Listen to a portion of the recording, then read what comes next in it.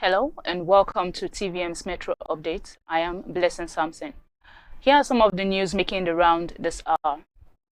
Delta State, Governor Sheriff Oborevwori has approved automatic scholarships for the best graduating students from the state's four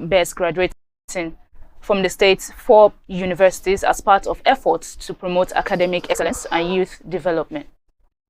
According to the Delta State Bursary and Scholarship Board, each top graduate from Delsu Abraka, Southern Delta University Ozoro, University of Delta Agbo, and Dennis Osadebe University Asaba will receive full funding for master's and PhD programs in accredited Nigerian institutions. The board says the initiative supports the governor's more agenda and aims to build a highly skilled, competitive youth population while motivating undergraduates to aim for excellence. Still in Delta State, Deaconess Tobore Oborevwori, First Lady of Delta State, officially opened the Tobore Oborevwori Cottage Hospital in Hugeli North on December 2nd, 2025. She described the facility as a symbol of hope, healing, and compassion for the community. The hospital, part of local effort led by Chairman Olorungu Jaro Egbo, aims to provide accessible and quality healthcare. It is equipped with modern diagnostic tools and an ambulance, serving as a referral center for primary healthcare clinics in the area. Meanwhile, the First Lady praised her husband, Governor Sheriff Oborevwori, for health sector reforms, including reduced dialysis fees, new medical equipment, and ongoing refurbishment of 150 primary healthcare centers across the state. She also highlighted her humanitarian initiatives, such as free medical outreach for children with special needs, pledging to expand similar programs to Delta North and South. Community leaders urge residents to protect the hospital and ensure its long-term success. And in Edo State, the Neo Black Movement of Africa has commended Edo State Governor Monday Okpebholo for significantly reducing court-related violence and unlawful killings through recent security measures. Barrister Aliyu Hope, national head of NBM, praised the governor's leadership in safeguarding lives and stabilizing communities, emphasizing that the movement opposes violence and criminality. Hope clarified that the Edo Secretariat demolition was due to misinformation and confirmed the organization operates legally and transparently. He expressed NBM's readiness to collaborate with the state government and security agencies to promote peace, unity, and socio-economic development across Edo State. And still in Edo State, the state governor, Senator Monday Okpebholo, has expressed the readiness of the state to host the next edition of the Niger Delta Sports Festival, slated for February 2026. Governor Okpebholo, who welcomed the NDDC's proposal, pledged that Edo State would deliver a successful and memorable sports festival, saying the commission has chosen the right state. Meanwhile, the governor stressed that the state has what it takes to win every sporting activity, as they have the athletes to do so. In his remarks, the NDDC Managing Director, Chief Dr. Samuel Ogbuku, commended Governor Okpebholo's administration's strides, particularly in the area of sports and infrastructural development. He explained that the visit was to formally seek Edo State's hosting of the forthcoming Niger Delta Games with the theme Beyond Oil, Harnessing Talent.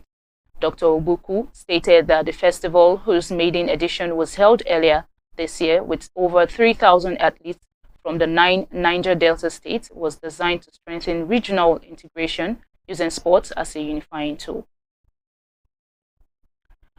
The Edo State government is extending an invitation to investors, current and prospective, to have confidence in the state's investment climate. Deputy Governor Dennis Idahosa, who chairs the Edo State Boundary Committee, briefing journalists following a meeting with oil exploration companies, assured investors of the state's commitment to protecting their investments. He also disclosed that the meeting addressed key issues, including the state government's relentless commitment to resolving communal disputes, upgrading infrastructure, and enhancing security to support businesses thriving in Edo State. All the communities that are in the boundary line between Edo and Delta, where there are communal disputes, that we everything within our power. Like Igbo said, we will use diplomatic and democratic means to make sure that this is resolved.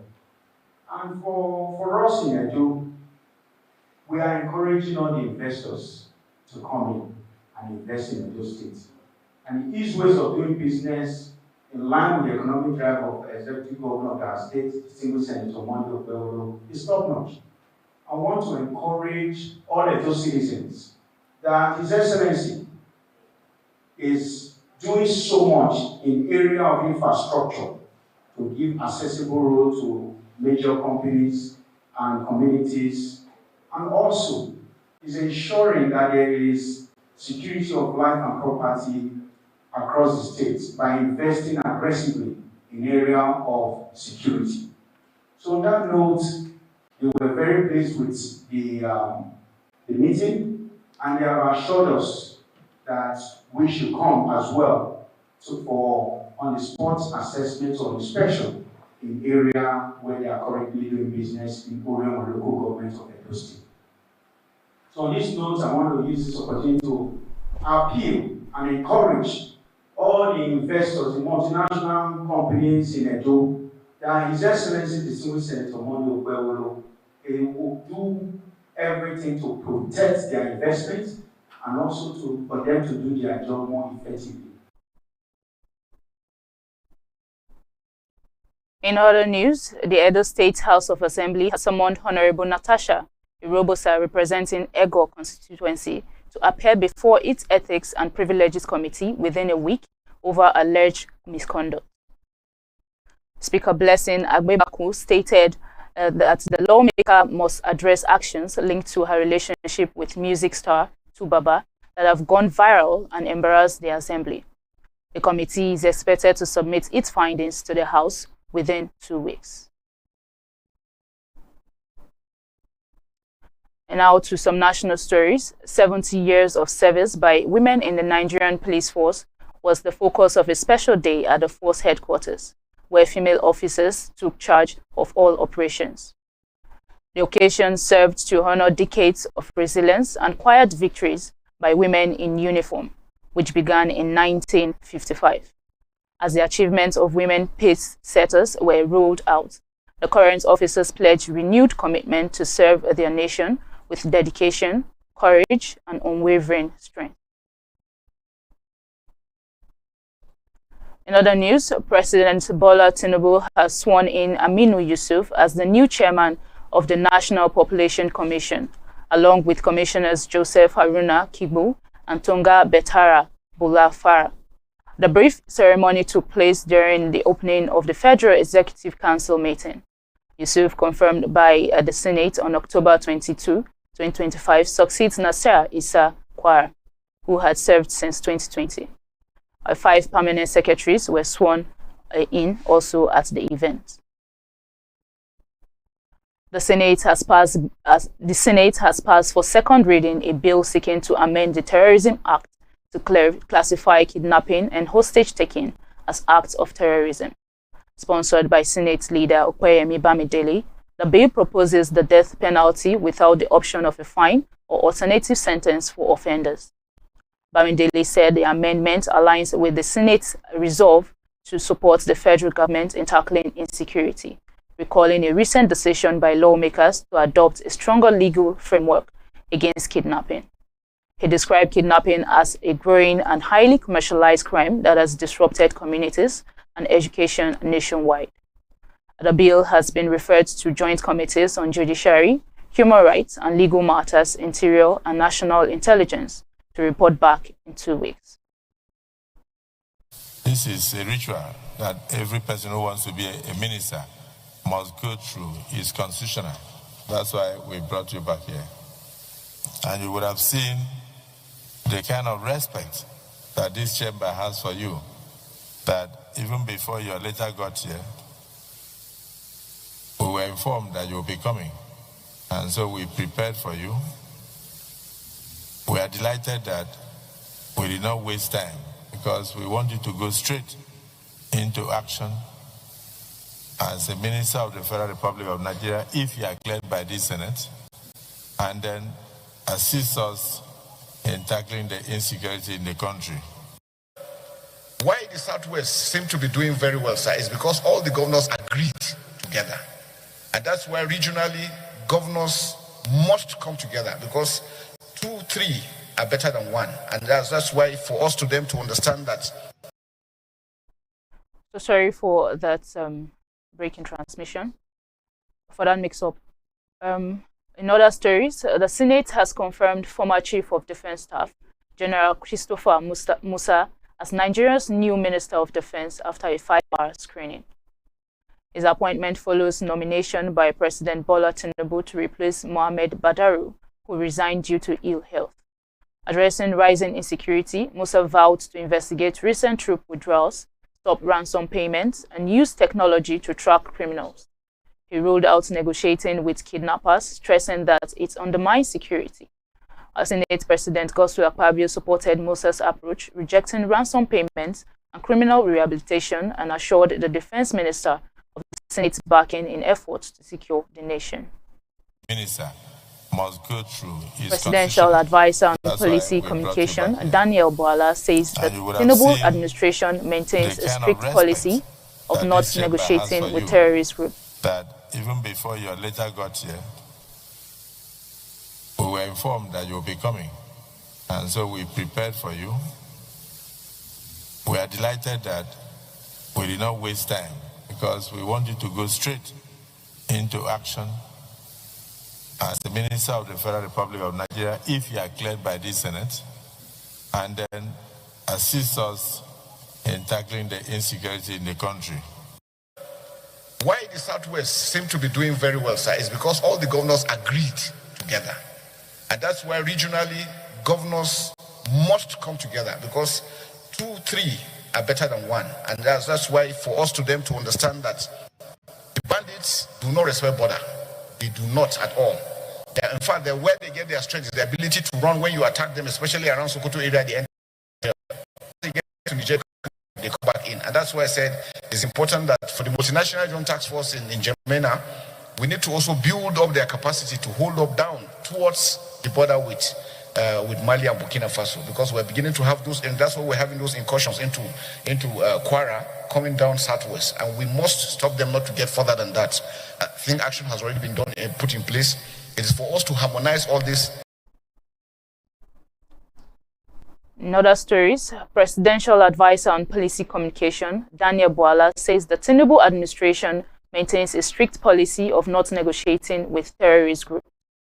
According to the report, Bwala acknowledged that past governments engaged in negotiations under pressure to save lives, but said President Tinubu adopts a zero-tolerance stance because ransom payments end up funding terrorism. On how kidnapped school children were recently rescued without ransom, Bwala explained that various factors can lead to releases, including pressure from security agencies, interventions by religious leaders, or captors abandoning hostages to avoid complications.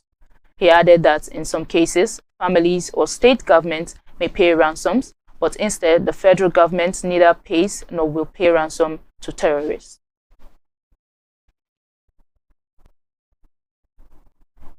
"38 worshippers abducted in Kwara State have been reunited with their families in Eruku after a successful rescue operation coordinated by President Bola Tinubu, Governor Abdulrahman Abdulrazak, and the Office of the National Security Advisor. The victims arrived in Eruku around 6:30 p.m. on Tuesday to an emotional welcome from relatives and community members. They were formally handed over to the Ekiti local government chairman, Honorable Awelewa Olawale Gabriel in Ilorin, with officials praising the swift response of government and security agencies.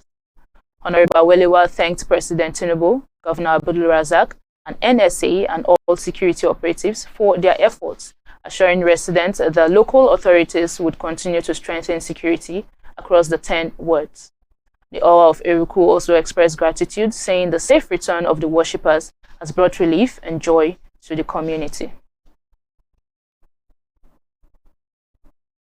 In other stories, a midnight fire has killed 5 members of a family in Kofa, Sauri, Katsina State. The blaze, which started around 3 a.m., destroyed the homes of 35-year-old Mohammed Abibu, his wife Fatima, and their 3 children, leaving the community in grief.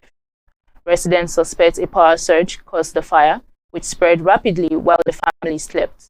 While neighbors' efforts to put out the flames failed and the fire service was reported to have arrived late, though officials said firefighters eventually extinguished the blaze. Local authorities, including SEMA, visited the scene, offered condolences and advised residents to take safety precautions against recurring fire incidents.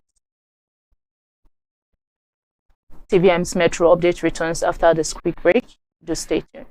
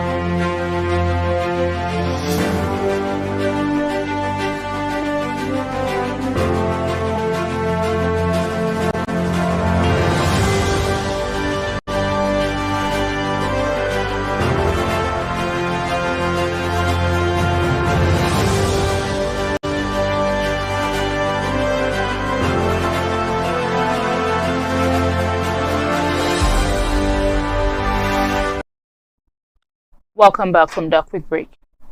The Central Bank of Nigeria has ended a special approval that allowed individuals to withdraw 5 million naira and corporates 10 million naira monthly.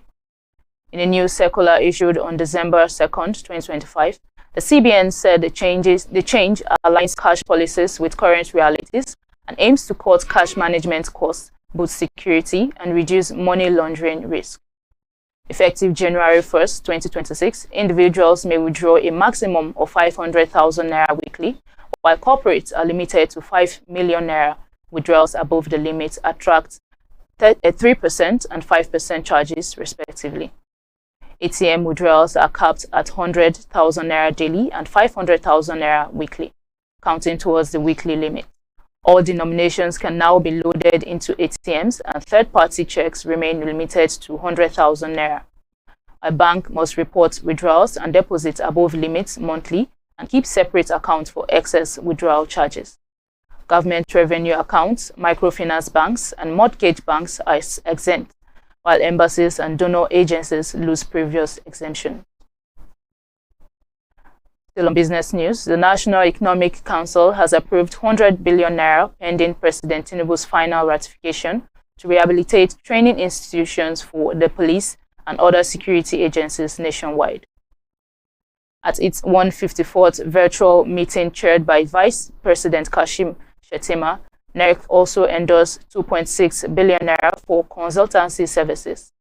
The approval follows an assessment by an ad hoc committee led by Governor Peter Mba, who reported that many facilities are in poor condition.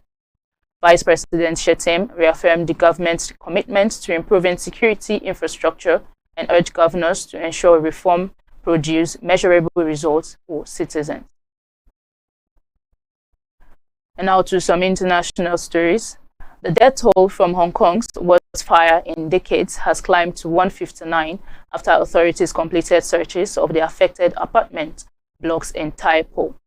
Police said the figure may rise as suspected human remains undergo forensic testing.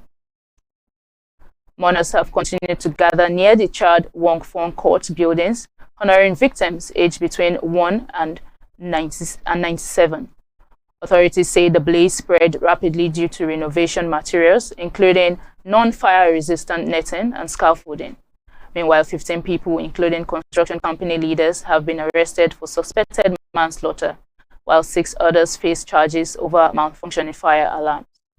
The disaster has sparked widespread grief and renewed calls for accountability, even as officials warn against groups allegedly exploiting the tragedy. In other stories, New Delhi recorded over 200,000 acute respiratory illness cases across 6 state-run hospitals between 2022 and 2024, underscoring the health impact of the city's severe air pollution. More than 30,000 patients required hospitalization, and India's health ministry told Parliament that rising pollution levels were associated with increased emergency room visits, though it stressed that other factors, including lifestyle, medical history, and immunity, also contribute. Delhi's winter smog, driven by crop burning, factory emissions, and heavy traffic, often pushes PM 2.5 levels up to 60 times the UN's safe limit, posing major risks, especially for children. And in sports, Nigeria has been crowned champions of the para-volleyball event at the inaugural West African Zone A and B Championship, defeating Ghana 3-0 in the final. The team also opened the tournament with a 3-0 win over Niger Republic. Nigeria dominated the final set, winning 25-10, 25-6, and 25-16, showcasing superior teamwork and experience. Meanwhile, President of the Para-Volley Federation, Kayode Ladele, credited the victory to ongoing efforts to develop the sport, while coach Priscilla Agara thanked the federation for providing international exposure. Still in sports news, Serena Williams has reappeared on International Tennis Integrity Agency's drug testing registry, prompting speculation about a comeback. But the 44-year-old swiftly shut down the rumors, posting, "I am not coming back," on social media. Williams retired after the 2022 US Open with 23 Grand Slam singles titles, the most by any woman in the Open era. A return to the testing pool is a procedural requirement for any potential comeback, but does not confirm intent to compete. This development comes as her sister Venus, now 45, returned to the tour this year and reached the US Open women's doubles quarterfinals. The possibility of a Williams sisters reunion in 2026 remains a fan fantasy, but Serena insists she is staying retired. And that's all from TVM's Metro Update. I am Blessing Samson, and you can watch us on the go on TVM's app, accessible on Android Play Store and Apple Store. Follow us and interact with our social media pages. Like, subscribe, and share. And remember, your environment is a part of you. Do keep it clean.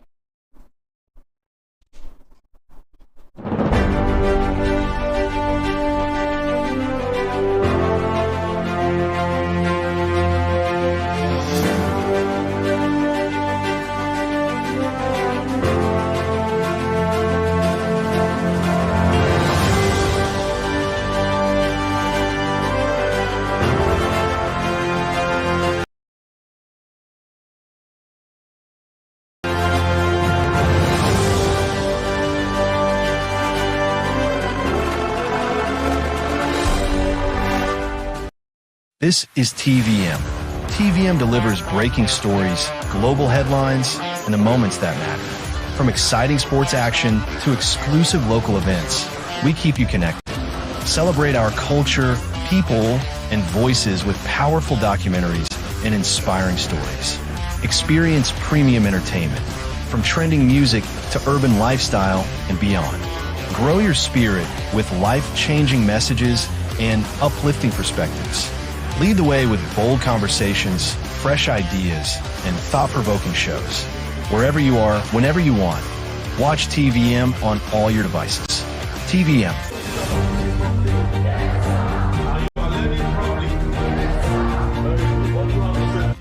A trusted name in the oil and gas industry, proudly registered with the Corporate Affairs Commission since the year 2000. We hold several specialized permits with the Department of Petroleum Resources, are accredited with service and product codes by NIPEX, certified by Dun & Bradstreet, and proudly ISO 9001:2015 certified. Our head office is strategically located at 43 Airport Road, Warri, Delta State, Nigeria. At DERSAG, our areas of expertise cut across critical sectors, including manpower sourcing and supply, both local and highly trained expatriate personnel. Engineering services across civil, electrical, instrumentation, and mechanical works. Construction and fabrication works. Specialized procurement and supply. operations and maintenance services. And integrated marine services, delivering supply boats, crew boats, tugboats, barges, houseboats, and speed boats. We are proud partners to some of the industry's leading players, including NNPC and its subsidiaries, Seplat Petroleum, First Hydrocarbon Nigeria Limited, ND Western, Saipem Contracting Nigeria Limited, and Lee Engineering and Construction, among others. Over the years, we have successfully executed manpower, EPC, and marine support projects with a strong record of excellence. At DERSAG Engineering, we are committed to quality, safety, and timely delivery, ensuring that every project meets and exceeds expectations. DERSAG Engineering and Services Limited, your trusted partner.